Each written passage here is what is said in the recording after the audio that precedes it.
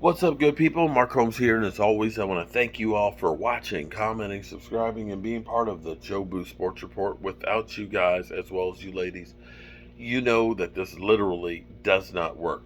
Breaking news. It's funny that the Dallas Cowboys are kind of like Wrong Way Wooten. I don't know if you ever heard about Wrong Way Wooten. Wrong Way Wooten always did the wrong thing at the wrong time.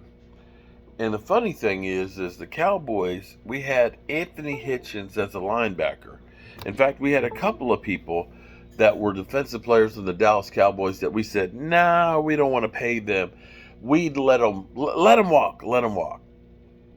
And instead, we let them walk, and they end up having Super Bowl rings. One of those players is Anthony Hitchens, who actually played really, really well with the Kansas City Chiefs. Kansas City Chiefs, of course, went to the Super Bowl 2 years ago and ended up winning. And they were there last year and ended up losing, of course. And they were in the AFC Championship game, in which case they lost there. But you're looking at the production, and you're looking at this year, as much as everybody talks about Pat Mahomes. Pat Mahomes! Oh my God, Pat Mahomes! Do you know Dak Prescott actually had better numbers than Pat Mahomes? That's true. Definitely had better numbers than Pat Mahomes.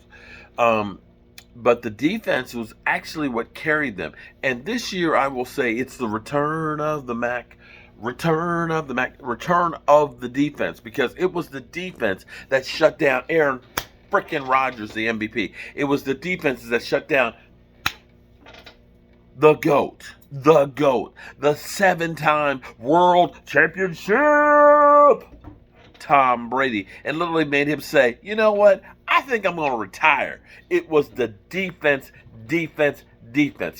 Chicks dig the deep ball. They dig the deep ball, but it's the defense that wins you championships. And we saw Aaron frickin' Donald up in there going to that ass of Joe Burrows, and the defense came back.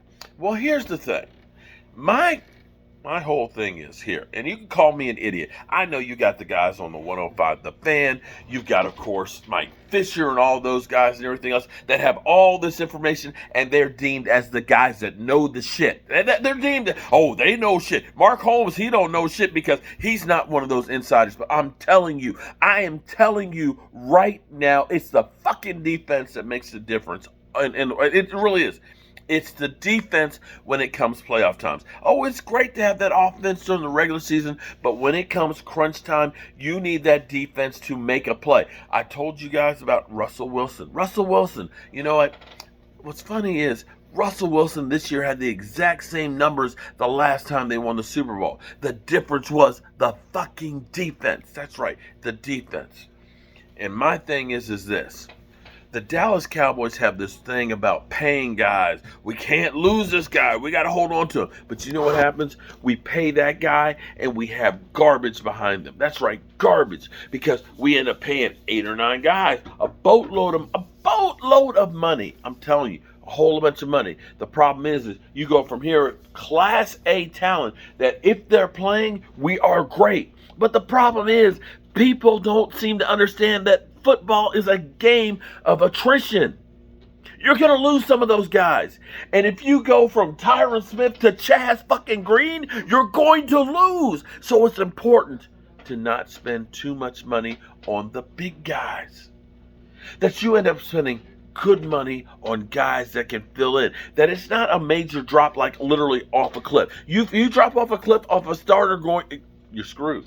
You are screwed. New England has done it for years and understands that, hey, you know what? If I let that guy go as a free agent, I'm going to get a compensatory pick, which means I can go ahead if I draft well. And we got Will McClay. Will McClay will draft well and find a guy that is a good backup. That we don't literally go from the penthouse to the outhouse, from a starter to a backup. And this is where I say, DeMarcus Lawrence, I love you, dog.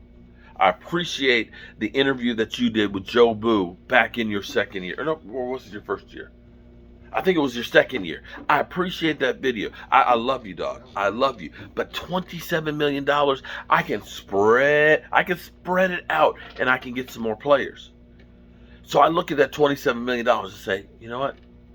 maybe I can get a little middle linebacker that's better than Van Der Esch. Let's say I get a linebacker that's better than Van Der Esch, that's not worried about tackling and messing up the neck.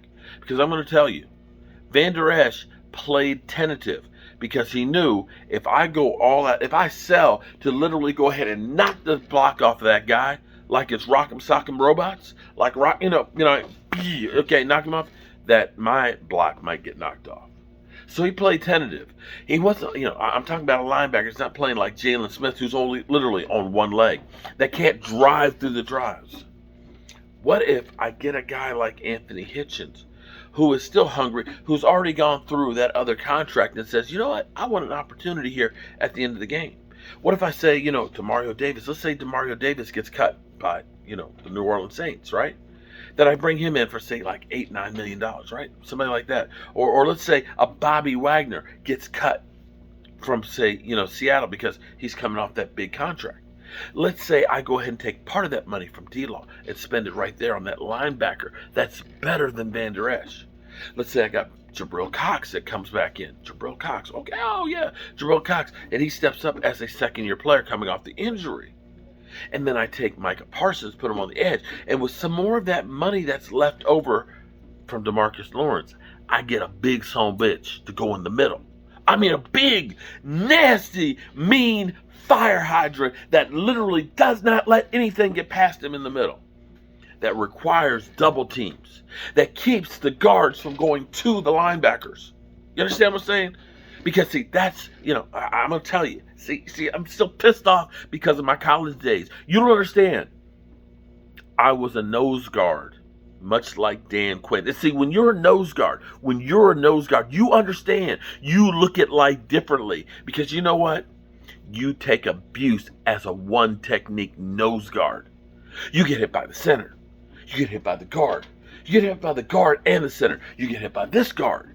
You get hit by this guard and this center. You get hit by the fucking fullback. The fullback comes at and he gets you too. And if that wasn't enough, you get the damn tackle coming down and hitting you in the ear hole and giving you a fucking concussion like he did me. And if that wasn't enough, you even get the goddamn tight end coming in on a web block when you're not even looking at it. You're like, oh, here we go, nobody's hitting me, boom. And there's a fucking tight end that hits you. You get that guy that can take that abuse along with a middle linebacker and still have cash left over. Dudes, you got to take a look at Anthony Hitchens because Anthony Hitchens still has friends on this team. And you got a coach that understands how to use these people. I'm telling you. And I'm not telling you this because I'm drunk. I'm telling you this because it's a fact. Forget about this bullshit you hear from 105 The Fan and Mike Fisher and all these other people. I'm telling you that the defense fucking matters. You can blame Dak Prescott all you want, but I'm going to tell you, Troy Aikman does not win Super Bowls without that number one ranked defense. I'm going to tell you, Aaron Rodgers does not win Super Bowls without that great defense he had. I'm telling you, Russell Wilson doesn't do shit because he hasn't done shit since he hasn't had that number one defense. And if the Dallas Cowboys do not invest in a defense, we will never, ever get back to the 90s. And I'm telling you this because I know, I've seen it, I've been there. I've been the guy that's been literally abused by all those motherfuckers out there. I understand what it takes to be the man in the middle. And the man in the middle, when you control that middle, friends, when you control that middle, it makes all the difference in the world. And until the Dallas Cowboys realize that, we will not win shit. And that's all I have to say about that. With that being said, my son's over here looking at me like I'm a crazy man. That's right, I'm crazy because I'm sick and tired of fucking losing. Because the Dallas Cowboys don't do the basic shit. And that is understand that the man in the fucking middle is the difference maker. Leon Lett, Russell Maryland, Tony Casillas, they understand what it takes to win a fucking Super Bowl. And the Dallas Cowboys and Jerry Jones, they don't. And until they learn, we won't do shit. Check out Anthony Hitchens. Peace.